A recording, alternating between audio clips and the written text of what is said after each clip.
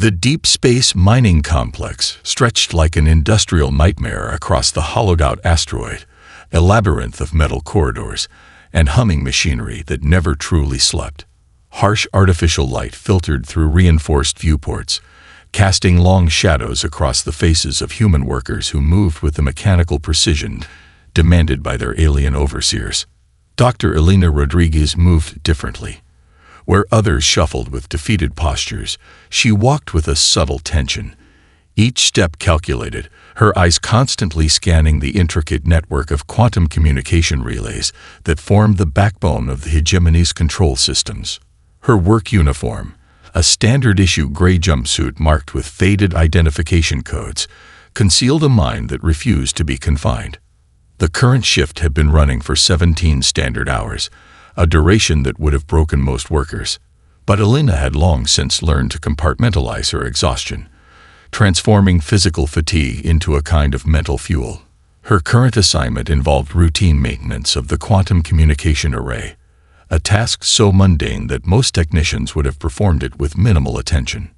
But Elena was not most technicians.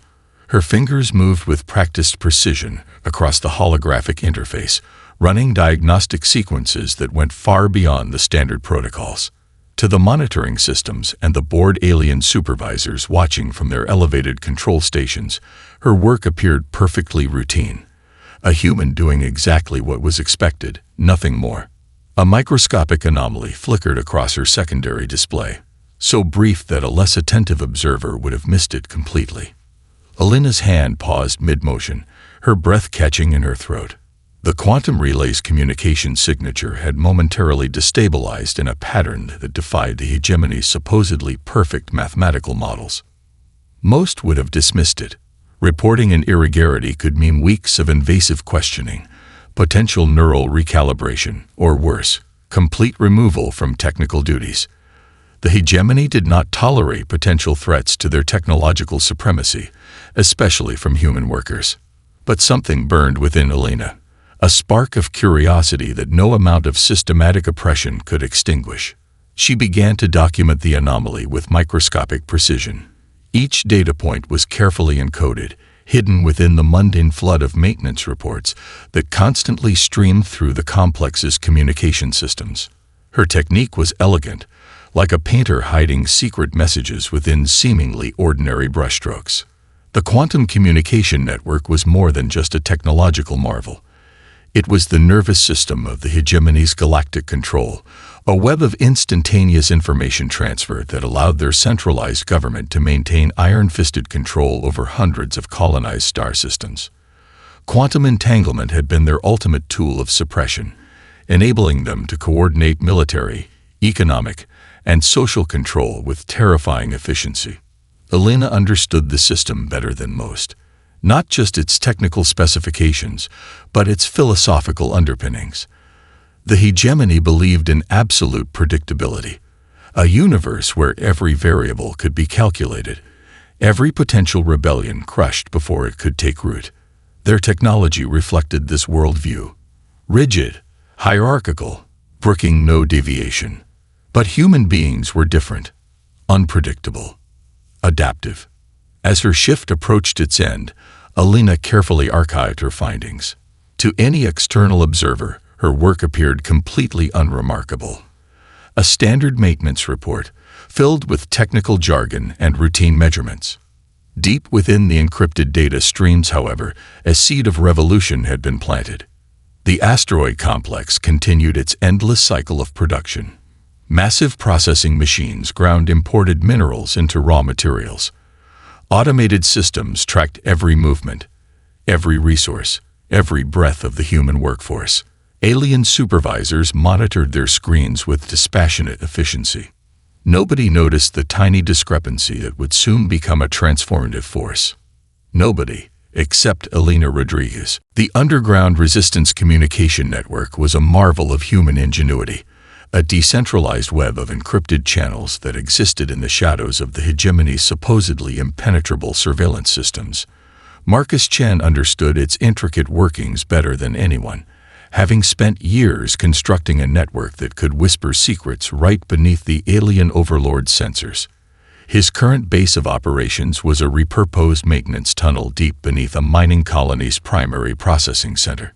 Banks of salvaged computers hummed quietly, their components cobbled together from discarded parts and ingeniously modified to bypass every known detection method.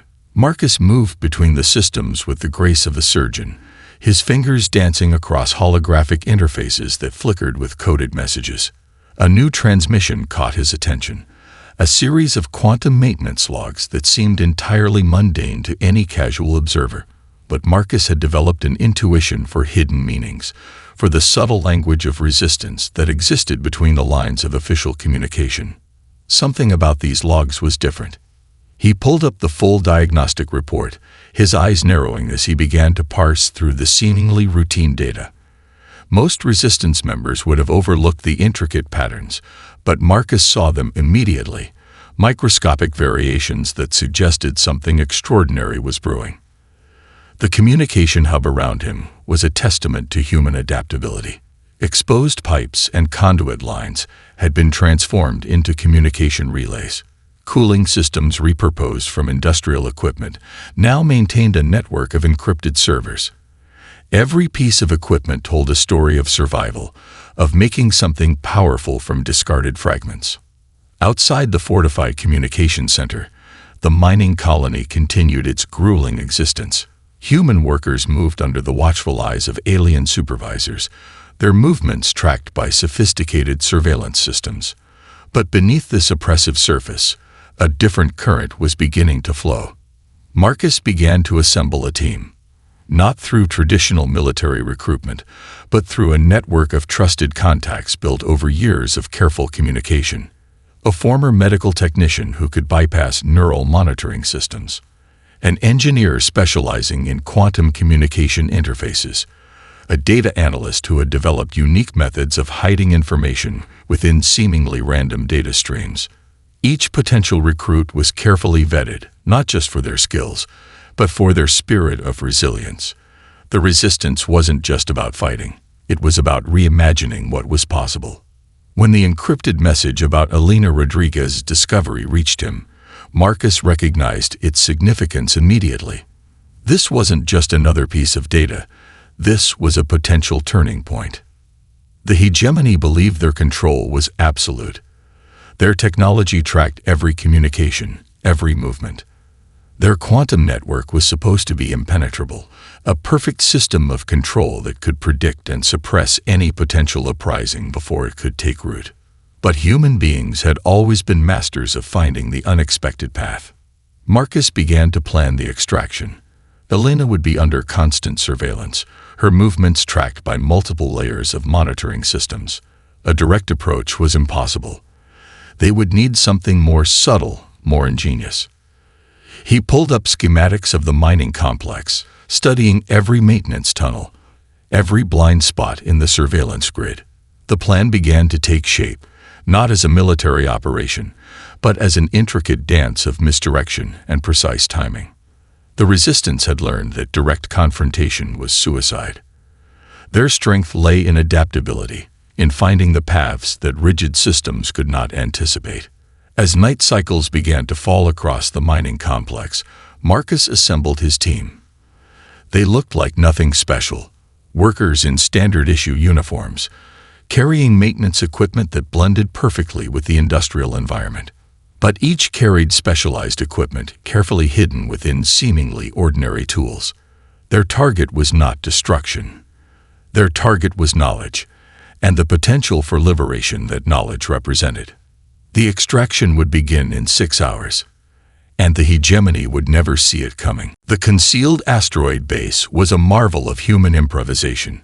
Carved into the heart of a resource-depleted mining complex, it represented more than just a hideout.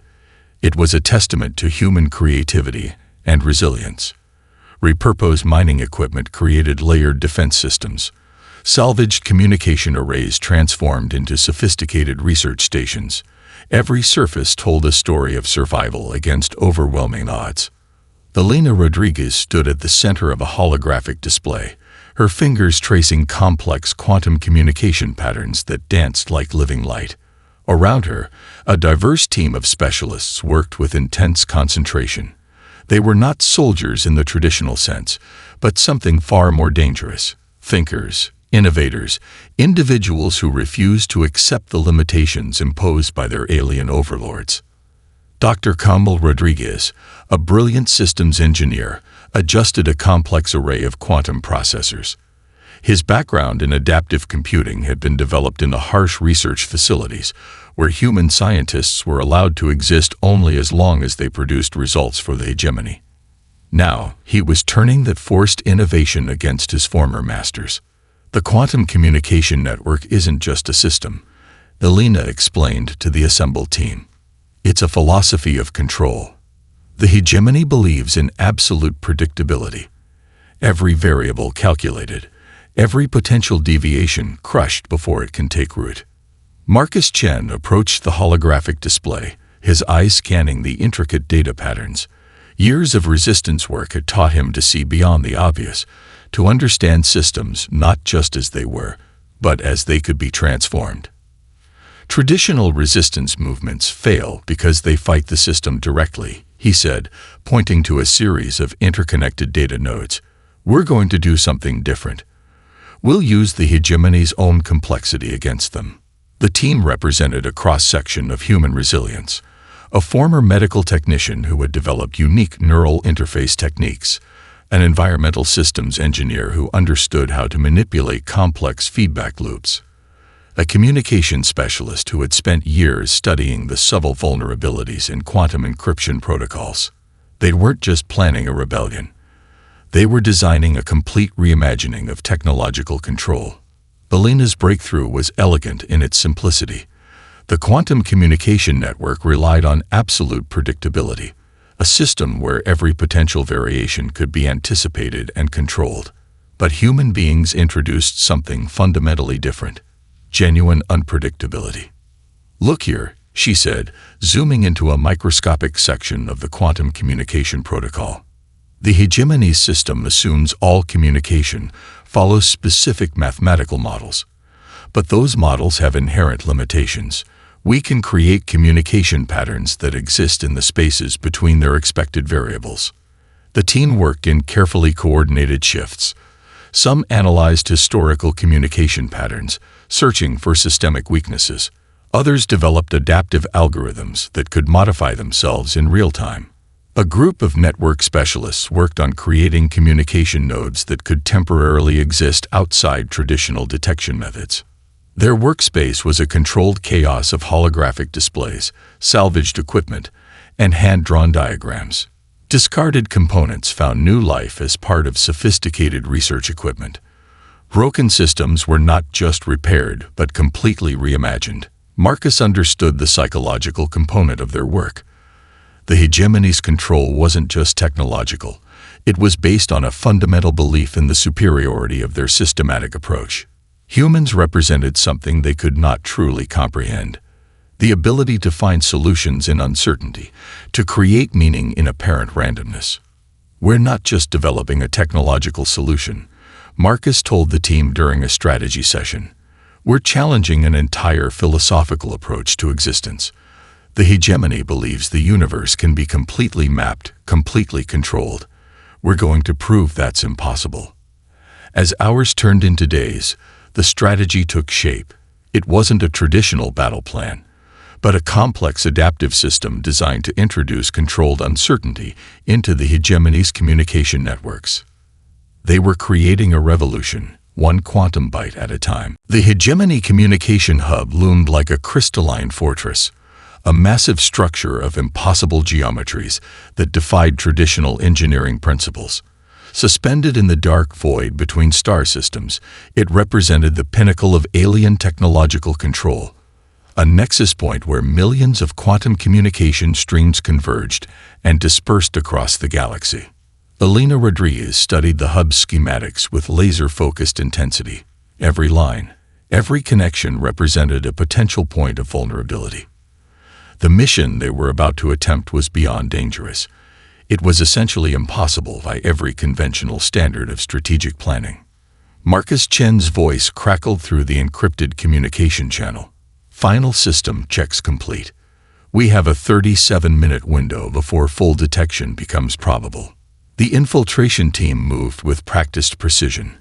They weren't a traditional military unit, but a carefully assembled group of specialists who understood that their strength lay in adaptability and collective intelligence. Each member wore a specialized environmental suit that could momentarily disrupt scanning frequencies, a piece of technology developed through months of painstaking research. Dr. Camil Rodriguez managed the primary interface, his fingers dancing across a customized quantum decryption module. Years of forced labor in hegemony research facilities had taught him something crucial. Every system, no matter how complex, had inherent weaknesses. The team's approach was counterintuitive. They weren't attempting to break through the communication hub's defenses. Instead, they were going to whisper into its most sensitive systems, introducing a series of quantum communication patterns that would look like routine maintenance to any initial scan. Quantum interface stabilizing, Camil reported, his voice steady despite the mission's critical nature. We're creating a communication pattern that mimics standard diagnostic protocols. Alina watched the holographic displays with intense concentration. The quantum communication network was more than just a technological marvel. It was the nervous system of the hegemony's galactic control. Every star system, every colony, every piece of critical infrastructure pulsed through this central hub. Their goal wasn't destruction. Their goal was something far more sophisticated: introduction of controlled uncertainty. The first stage of the infiltration began with a series of seemingly random communication pulses. To the hub's monitoring systems, these would appear as standard background noise. Maintenance signals, routine system checks, the constant low-level communication that kept vast technological networks functioning. But each pulse carried something extra: microscopic variations that would be invisible to traditional scanning methods, seeds of potential disruption encoded at the quantum level. Marcus coordinated from the backup communication center, tracking every millisecond of the operation. Quantum drift is holding at acceptable levels, he reported. We're maintaining camouflage integrity. The communication hub continued its endless dance of information processing. Millions of data streams converged and separated, a complex ballet of technological precision. The alien systems had been designed with absolute confidence, complete faith in their ability to predict and control every possible variable. They had never encountered human creativity. Alina's algorithm began to take effect. It wasn't a traditional viral attack or a direct system breach. Instead, it was a subtle rewriting of communication possibilities, introducing microscopic variations that would slowly transform the fundamental way the network processed information. Infiltration at 63%, Camil announced, a hint of excitement breaking through his professional demeanor. The quantum communication pathways are beginning to show unexpected response patterns. The team worked with surgical precision. Each movement, each communication pulse was calculated to introduce the maximum amount of potential disruption with the minimum chance of detection. They were playing a game of technological chess, thinking dozens of moves ahead. As their window of opportunity began to close, something extraordinary started to happen. The communication hub's response patterns began to shift, almost imperceptibly at first, but with increasing complexity. The hegemony's supposedly perfect system was beginning to change. And humanity had just planted the first seeds of a technological revolution. The hegemony's retribution was swift and merciless. Massive battleships emerged from quantum-fold spaces, their weapon systems casting an ominous blue-silver glow against the darkness of space. Human colonies became targets, not just military installations, but entire settlement clusters that had been home to generations of workers, dreamers, and survivors. Marcus Chen lay critically wounded in the emergency medical section of the Resistance's hidden base. Medical nanites worked frantically to stabilize his systems, but the damage was extensive. The explosion that had nearly killed him was a calculated strike, a message from the hegemony that resistance would be met with absolute destruction. Elena Rodriguez stood at the base's primary command center, watching the real-time holographic displays of the unfolding catastrophe. Entire colony sectors were being systematically eliminated. Orbital platforms that had supported human settlements for decades disappeared in cascading nuclear quantum explosions. Each flash of light on the display represented thousands of lives. Entire communities reduced to cosmic dust in mere moments. "We've lost contact with the Jupiter mining clusters," a communications specialist reported, her voice tight with barely contained emotion. "Lunar research stations are going dark one by one." The Resistance had anticipated retaliation, but the scale of the assault exceeded their worst predictions. The hegemony was not simply responding. They were attempting to completely eradicate human presence in multiple star systems. Dr. Cumbel Rodriguez worked frantically at a secondary console, trying to track the patterns of the hegemony's assault. "Their attack strategy is unlike anything we've seen before," he said, his fingers moving rapidly across holographic interfaces. "They're not just destroying targets. They're systematically eliminating any potential communication or resistance infrastructure." Elena understood the deeper implication. This was more than a military response. This was an attempt to break the human spirit, to demonstrate the futility of resistance. The base itself was a marvel of adaptive engineering. Carved deep within an unstable asteroid field, it could shift and reconfigure its internal systems to avoid detection. Backup communication relays were constantly rotating, creating a network that was impossible to completely disable. But the human cost was becoming unbearable. Refugees began to arrive, small groups at first, then larger waves. Survivors from destroyed colonies, carrying nothing but the clothes on their backs and the stories of what they had lost. Medical teams worked around the clock, treating injuries both physical and psychological. Marcus stirred on the medical platform, his consciousness flickering between awareness and the induced healing state. Elena approached, her hand carefully touching a section of his environmental support system. "We're not beaten," he muttered, his voice barely a whisper. "Not yet." The Resistance had anticipated this moment. Their infiltration of the hegemony's communication network was more than just a technological experiment. It was a long-term strategy of systemic disruption. But watching the destruction unfold, Elena felt the weight of doubt creeping in. Had their actions triggered this massive retaliation? Were they responsible for the massive loss of life? Dr. Cumbel approached with a series of data projections. "Our quantum communication infiltration is having an effect," he said. "The hegemony's attack patterns are becoming less coordinated. There are microsecond delays in their communication protocols. They're fighting against a system that's beginning to become unpredictable." It was a small hope, but in moments of absolute darkness, even the smallest light could become a beacon. Elena looked at the displays, at the destruction, at the surviving Resistance members, at Marcus's wounded form. The hegemony believed they could crush human spirit through overwhelming force. They were about to learn how wrong they were. Elena Rodriguez stood before a massive holographic display, her fingers tracing intricate patterns of interconnected nodes that pulsed with living light. The system she was developing was unlike anything the hegemony could comprehend.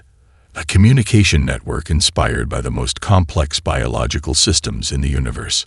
"We're not building a communication system," she explained to the assembled Resistance leaders. "We're creating a living organism." The concept drew from multiple disciplines: neural network theory, ecosystem dynamics, swarm intelligence, and the emergent communication patterns found in complex biological systems. Where the hegemony's network was a rigid, hierarchical structure, this new system would be fluid, adaptive, and fundamentally unpredictable. Dr. Cumbel Rodriguez worked on the fundamental mathematical models. Each communication node was designed to make independent decisions, to learn, to adapt. Unlike traditional computer networks, these nodes could modify their own communication protocols in real time, responding to threats and opportunities with a kind of collective intelligence. Marcus Chen, still recovering from his injuries, watched the development with intense focus. His role had shifted from direct Resistance leader to strategic advisor. The wounds he carried were more than physical. They represented the collective trauma of human resistance. The first prototype nodes were deployed across surviving human settlements. They looked like nothing special. Small communication relays that could be easily mistaken for standard maintenance equipment. But each device carried a revolutionary approach to information transfer. Drawing inspiration from biological systems, Alina had designed the network to mimic the way living organisms communicate, like the complex chemical signals used by ant colonies or the neural networks of the human brain. These communication nodes could share information, make collective decisions, and adapt to changing environments. Traditional resistance is about fighting, Marcus said, studying the holographic displays. This is about becoming something entirely new. The network's primary strength was its distributed nature. There was no central command, no single point of failure. Each node could potentially become a new center of communication if others were compromised. The hegemony's surveillance systems would find it impossible to predict or control. Dr. Campbell demonstrated the concept using a simulation. On the holographic display, a series of dots representing communication nodes began to move. When one was destroyed, the others immediately reconfigured, finding new pathways of communication. It was like watching a living organism heal itself in real time. Refugee technicians and engineers from destroyed colonies became crucial to the project. Each brought unique perspectives, unique experiences of survival. A communication specialist from a destroyed mining colony developed a method of encoding messages that could pass through the most sophisticated filtering systems. An environmental engineer created cooling systems that could help the nodes operate in extreme conditions. The resistance base became a crucible of innovation. Salvaged equipment found new purpose. Broken systems were not discarded but reimagined. Every piece of technology told a story of human adaptability. Alina's breakthrough came from an unexpected direction. By studying the communication patterns of coral reefs, deep-sea ecosystems, and complex neural networks, she developed a communication protocol that could exist in the spaces between traditional information transfer. The hegemony thinks in absolutes, she explained. We're going to think in possibilities. The first full-scale test of the network was both terrifying and exhilarating. Communication nodes deployed across multiple star systems began to interact in ways that defied traditional understanding. They shared information, adapted to local conditions, and created communication pathways that were invisible to traditional surveillance systems. Marcus watched the initial results with a sense of hope he had not felt in years. We're not just fighting, he said softly. We're evolving. The human network was more than a communication system. It was a living, breathing testament to human potential, a way of existing that the hegemony could never truly understand. The space between star systems erupted into a ballet of technological warfare, unlike anything previously witnessed in galactic history. Human vessels moved with a fluidity that defied traditional combat logic. Each ship functioning as part of a living, breathing network that adapted instantaneously to changing battlefield conditions. Alina Rodriguez commanded from the central coordination hub, her fingers dancing across holographic interfaces that pulsed with living light. The communication network they had developed was now fully operational, a system so fundamentally different from traditional warfare that the hegemony's strategic algorithms struggled to comprehend its movements. Coordinate Vector Delta 7, she called out, her voice calm despite the massive conflict unfolding around them. Adaptive response pattern activated. The hegemony's massive battleships represented the pinnacle of technological superiority. Kilometers-long vessels bristling with weapons that could obliterate entire planetary systems. But their very strength had become their weakness. Their communication systems, designed for absolute control and predictability, were now turning against them. Marcus Chen, recovered from his previous injuries, worked on secondary coordination systems. His role had transformed from a traditional military strategist to something entirely new, a conductor of a complex, living technological symphony. Each human vessel moved with an intelligence that seemed almost organic.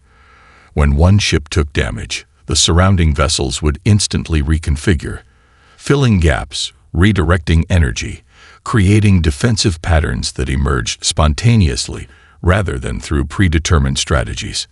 Dr. Kamal Rodriguez managed the quantum communication overlay, his fingers moving with surgical precision. The system they had developed was not just a communication network. It was a form of collective intelligence that could make decisions faster than any centralized command structure. The hegemony's initial assault had been devastating. Entire human colonies had been reduced to cosmic dust. But each attack had provided more data, more opportunities to understand and subvert the alien control systems. Massive energy weapons lanced through the darkness of space. Quantum-fold spaces opened and closed with terrifying regularity. The battlefield was a three-dimensional chess match played at the speed of thought. Quantum drift stabilizing, Kamal reported. Our communication nodes are maintaining cohesion across multiple star systems. The human vessels were unlike any military force in galactic history. They were not individual ships, but parts of a larger, living system. Each vessel could temporarily sacrifice itself to protect the larger network, knowing that the collective intelligence would adapt and survive. Helena watched the holographic displays with intense concentration. The hegemony's communication systems were beginning to break down. Their rigid, hierarchical approach was becoming a fatal weakness against the fluid, adaptive human network. "They can't understand us," Marcus observed, watching the battle unfold. "We're not playing by their rules. We're creating entirely new rules." The conflict was more than a military engagement. It was a fundamental challenge to the hegemony's entire philosophical approach to existence. Their belief in absolute control, in the ability to predict and suppress, was being systematically dismantled. Human vessels moved like a school of fish, like a flock of birds, creating patterns of movement that were impossible to predict. When the hegemony targeted one section of the human fleet, other sections would instantly reconfigure, absorbing the attack, redirecting energy, finding new paths of resistance. Quantum communication nodes at 97% efficiency, Kamal reported. Network maintaining full adaptive capacity. The battle raged across multiple star systems. Energy weapons that could destroy entire planets became almost irrelevant against a force that could adapt faster than traditional targeting systems could lock on. In that moment, humanity was becoming something new. Not just a resistance movement, but a fundamentally different way of existing. A living, breathing network of collective intelligence that could not be controlled, could not be predicted. The hegemony was about to learn the true meaning of human potential. The aftermath of the conflict was unlike any previous moment in galactic history. Where one might have expected a triumphant celebration, there was instead a profound sense of transformation. The defeated hegemony communication centers stood as silent monuments to a system of control that had finally collapsed. Elena Rodriguez stood on the observation deck of the primary resistance command station, watching the slowly dispersing remnants of the final battle. Her eyes reflected something beyond victory, a deep understanding of the fundamental change they had achieved. "We didn't just win a war," she said to Marcus Chen, who stood beside her. "We reimagined how intelligent systems can exist." The collaborative network they had developed continued to evolve. What had begun as a resistance communication system was now becoming something far more profound, a new approach to collective problem-solving that transcended traditional boundaries of technology and social organization. Refugee settlements that had once been isolated and vulnerable were now interconnected in ways no one could have previously imagined. Each community became a node in a living, adaptive system. Information, resources, and collective intelligence flowed between them with a fluidity that defied previous understanding of communication and cooperation. Dr. Kamal Rodriguez led a team of researchers investigating the long-term implications of their breakthrough. The quantum communication network they had developed was more than a technological achievement. It was a new form of collective intelligence. "We're seeing something entirely new," Kendall explained during a strategy session. "Our network doesn't just communicate. It learns, adapts, and evolves in real time. It's closer to a living organism than a traditional communication system." Marcus Chen had transformed from a resistance leader to a key architect of this new galactic approach. His experiences of survival and resistance had taught him that true strength came from adaptability, from the ability to reimagine existing systems. The former hegemony territories began to reorganize, but this was not a simple transfer of power. Communities that had once been brutally controlled were now developing new forms of collaborative governance.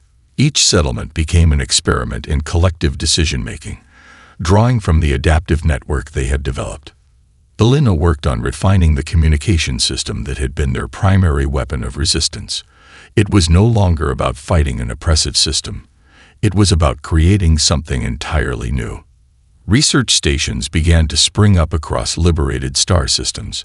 Scientists, engineers, and community leaders from diverse backgrounds came together to explore the implications of their breakthrough.